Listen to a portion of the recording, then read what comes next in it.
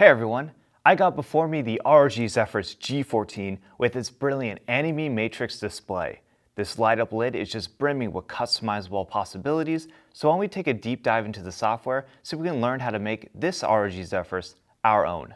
All the settings for the anime matrix display can be found in the ROG Armory Crate software, so make sure yours is up to date and start it up.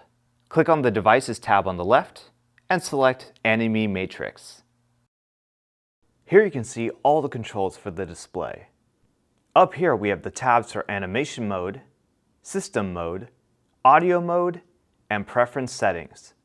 Animation Mode allows you to have images, GIFs, and text shown on your anime matrix display. System Mode will display your PC alerts on the lid, such as time and battery status. Audio Mode has a music visualizer function. Preference Settings allows you to adjust the anime matrix settings such as battery and when to turn it on and off. Let's start in Animation Mode. This is the canvas where you can preview and modify graphics.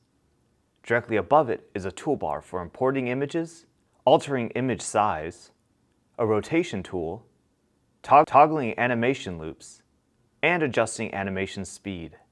Below is a timeline where you can arrange graphics, adjust their length, delete all images on the timeline, and save a timeline. Over here are tabs for animation settings, the content library, and text effects. In the Animation Settings tab, you can make fine-tune adjustments to an image. You can delay when an image starts, adjust the contrast, and set the brightness. This is useful for bringing out the details in an image or flatten them out to turn it into a silhouette. Content Library is where you'll find the preloaded ROG images as well as your own imported content and saved timelines. Text Effects is where you can add and adjust text. Select the number of text rows you want and type your message. There are a number of settings you can adjust to your liking, such as font, size, and rotation speed. We'll drag this ROG eye animation onto the canvas. Then, I'll import a GIF from my library by clicking the Import button. You'll see that a preview of the animation will play on the canvas and an icon will appear on the timeline. With that GIF imported, I can adjust its position, orientation, size, and speed of the animation.